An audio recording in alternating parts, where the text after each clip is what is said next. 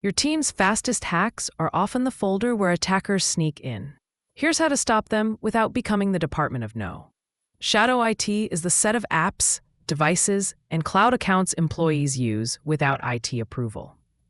Someone spins up a free tool, shares a Google Drive link, or saves a file to a personal account just this once. It feels efficient, but IT has no logs, no controls, and no visibility. That gap is where breaches, compliance failures, and supply chain surprises start. So what exactly counts as shadow IT, and why does it matter right now? Think simple categories: unsanctioned SaaS accounts, personal phones holding work files, rogue cloud projects, browser extensions reading mail, files in personal drives, and secret GitHub repos. None of these are necessarily malicious. People use them to unblock work. The risk comes from missing oversight. No SSO, no MFA, no DLP, no audit trail. When a tool sits outside policy, responders can't see it during an incident. Next, let's walk through why shadow IT is surging in every organization. Shadow IT isn't new, but it's exploding. Cloud services start with a card swipe and a 5-minute sign-up. Remote work mixes personal and corporate devices. Procurement moves at glacial speed while teams need sprint speed solutions. And AI tools now tempt employees to paste sensitive prompts into unknown models. Here's a striking stat. Enterprises often use thousands of cloud apps, with many unsanctioned. That app sprawl becomes an attacker's map. So what dangers lie on that map? The risks stack up fast. Sensitive files leak through personal drives or public links. Generative AI prompts can ship confidential data to external models. Misconfigured cloud shares expose databases to the internet. Compliance requirements break when audit trails vanish. And when incidents happen, teams lack logs to investigate. Identity becomes fragmented. Separate logins, no MFA, forgotten permissions. Each gap increases dwell time for attackers and multiplies remediation costs. So let's look at real examples where convenience turned into catastrophe. Real stories bring this home. Teams left Trello boards public and leaked project secrets. Fitness app heat maps revealed sensitive locations near military bases. Developers pushed API keys into public repos and attackers found them with automated scans. Those weren't exotic hacks, just human shortcuts meeting weak defaults. Pattern: convenience plus poor defaults equals exposure. If those examples feel familiar, the next question is obvious. How does shadow IT hide from your security tools? Shadow IT creates blind spots that break detection. Unknown apps add unknown attack surfaces. If IT can't see a service, it can't patch or monitor it. Logs don't flow into SIEM or EDR, so alerts vanish. OAuth permissions can grant persistent access that isn't reviewed, and policy bypasses mean offboarding fails when people leave. In short, attackers get stealthy routes into networks. The good news, you don't fix this by banning every tool. You fix it with guardrails. Blocking everything backfires. People will find workarounds. Better, build a safe, attractive path that meets velocity. Offer an approved toolbox of modern apps that feel as fast as the unsanctioned ones. Make approvals fast, days, not months. Tier tools by risk so low-risk apps sail through and high-risk tools get rigorous review. Default controls matter. Require SSO, MFA, and lifecycle management for every approved app. That balance keeps teams moving and reduces temptation to go rogue. Ready for practical tactics? First, create an approved toolbox people actually want to use. Replace clunky legacy systems with modern alternatives. Show equivalence. Use X instead of Y. Build a lightweight intake for new apps. Speed is the safety valve. If approvals take weeks, employees will circumvent you.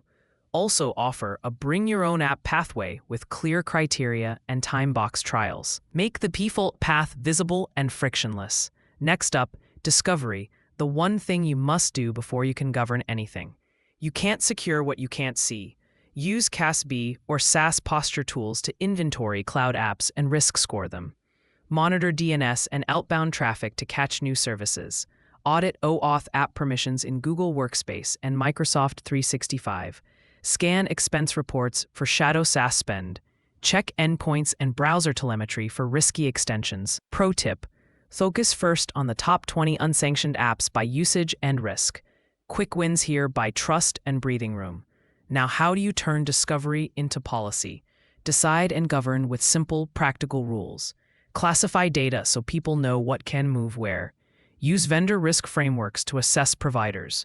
Publish a living approved app catalog and show safe alternatives. Enforce admin consent workflows for OAuth apps and review them regularly. Default secure settings, like disabling public link sharing. Align with legal and compliance teams, so retention and e-discovery work. Policies should be short, visual, and actionable.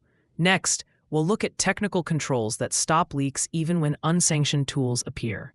Decide and govern with simple, practical rules. Classify data so people know what can move where. Use vendor risk frameworks to assess providers. Publish a living approved app catalog and show safe alternatives. Enforce admin consent workflows for OAuth apps and review them regularly. Default secure settings, like disabling public link sharing. Align with legal and compliance teams so retention and e-discovery work. Policies should be short, visual, and actionable. Next, we'll look at technical controls that stop leaks even when unsanctioned tools appear. Secure the stack with identity-first controls. Enforce SSO, MFA, and conditional access to reduce credential risk. Use device management for corporate endpoints and app-protected sessions for BYOD.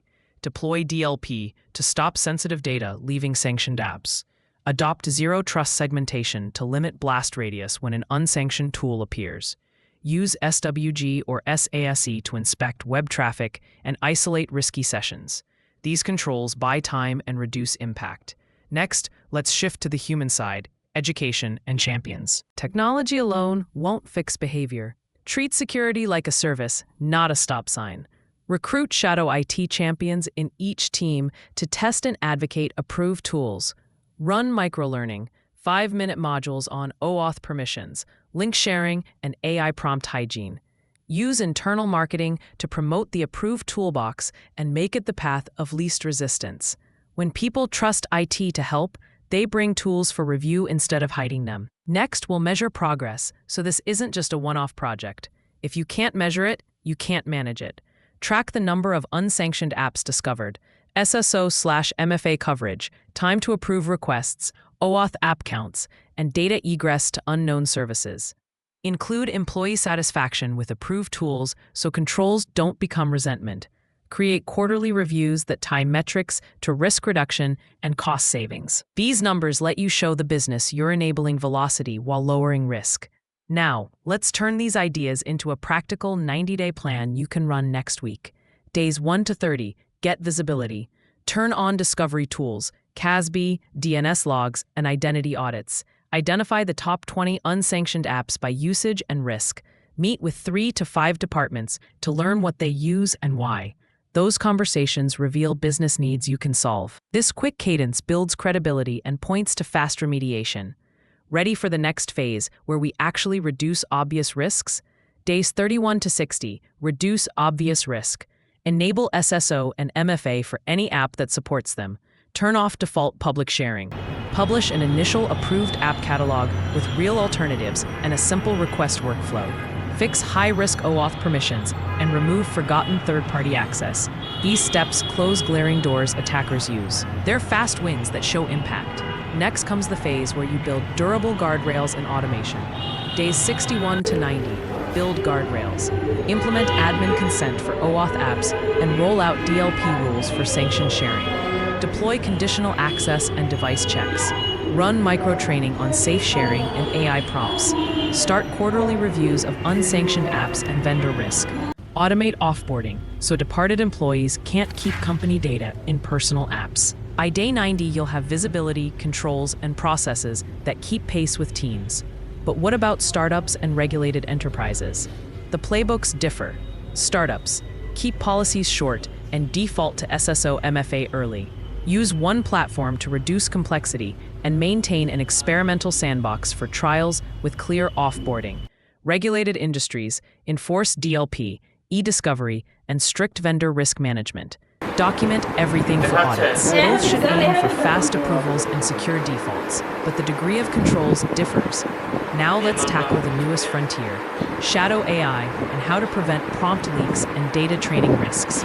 Generative AI tools can speed work but also leak secrets. Approve only AI vendors with enterprise controls.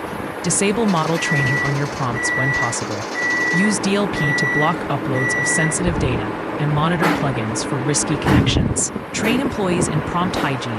No copying of confidential documents into open models. Treat AI as a high-risk category when it touches business data. Finally, beware common pitfalls that undo your progress. Avoid blanket bans. People will find workarounds. Don't make policies so complex no one understands them. Watch browser extensions. They read email and files. Don't treat discovery as one time. Monitor continuously. And plan offboarding so former employees can't keep company data. Shadow IT often signals unmet needs, so listen more than you punish. If you follow the steps we outlined, you'll reduce risk without killing productivity. Ready for a short recap and the next actions to take? If this helped, like and subscribe for more practical security breakdowns. Drop a comment with one unsanctioned app you want help handling, and I'll suggest a lightweight playbook.